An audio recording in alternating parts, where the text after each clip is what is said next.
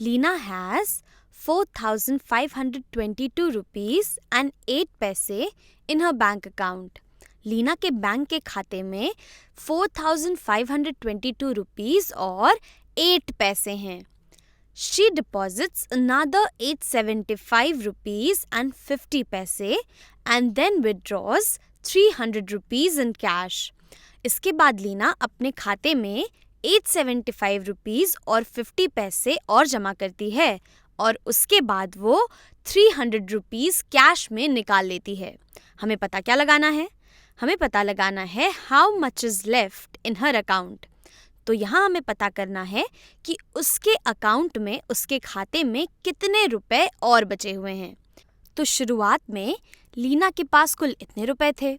चलिए इसे यहाँ नीचे लिख लेते हैं. उसके पास थे 4,522 रुपीज़ एंड 8 पैसे और इसके बाद उसने अपने खाते में जमा किए, उसने डिपॉजिट किए 875 रुपीज़ एंड 50 पैसे. तो जमा करने का मतलब है कि वो अपने खाते में कुछ पैसे और जोड़ रही है. उसके खाते में जितने पैसे थे उससे अब और ज़्यादा पैसे हो गए हैं. इसका मतलब हुआ कि हमें यहाँ इन दोनों चीज़ों को आपस में जोड़ देना है. और यहाँ इन्हें जोड़ने के लिए हम इस बात का ध्यान रखेंगे कि हम इनके सभी करस्पॉन्डिंग प्लेसेस और डेसिमल पॉइंट को एक सीध में रखें. तो 8 है हमारा हंड्रेड्स की प्लेस पे, तो यहाँ पर हम 5 के नीचे 8 लिखेंगे. ये दोनों हमारे हंड्रेड्स की प्लेस पे हैं.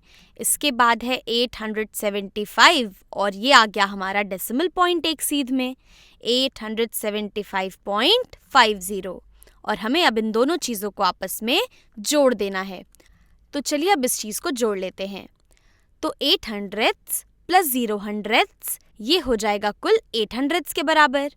इसी तरीके से 0 टेंथ्स और 5 टेंथ्स ये हो जाएगा कुल 5 टेंथ्स के बराबर. और फिर हम इस डेसिमल पॉइंट को नीचे उतार लेते हैं. यहाँ पर हमारी वंस की प्लेस है, तो 2 वंस प्लस 5 वंस ये हो जाएगा 7 वंस के बराबर. इसी तरीके से 2 टेंस प्लस 7 टेंस ये हो जाएगा कुल 9 टेंस के बराबर. इसी तरीके से 500s और 800s ये होते हैं 1300s के बराबर. तो 1300s को हम ऐसे लिख सकते हैं कि यहाँ पर आ जाएंगे हमारे 300s और बाकी बचे हुए 1000s को हम रीग्रुप कर देंगे अपने 1000 की प्लेस में. और 1000s ये होता है 1000 के बराबर. तो यहाँ पर हमारा ये 1 ये कैरी हो गया है और 1 + 4 ये होता है 5 के बराबर. तो हम कह सकते हैं कि इतने रुपए जमा करने के बाद लीना के अकाउंट में अब कुल 5,397 रुपीज़ एंड 58 पैसे हो गए हैं.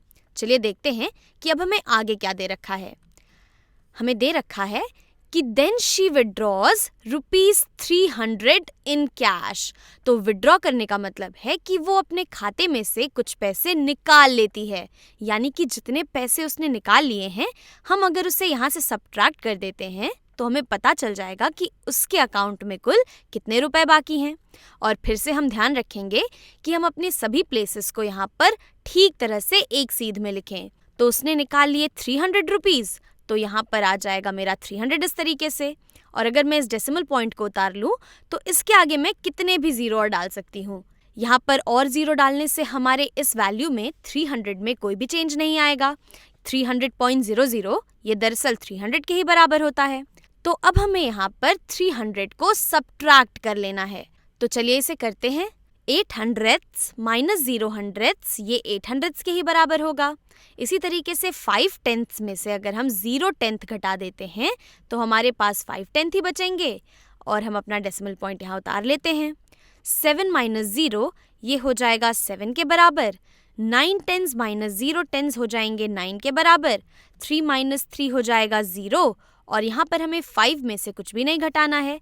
इसे हम यहाँ इसी तरीके से उतार लेंगे. तो यहाँ से हम कह सकते हैं कि लीना के अकाउंट में 5,097 रुपीज़ एंड 58 पैसे बाकी हैं.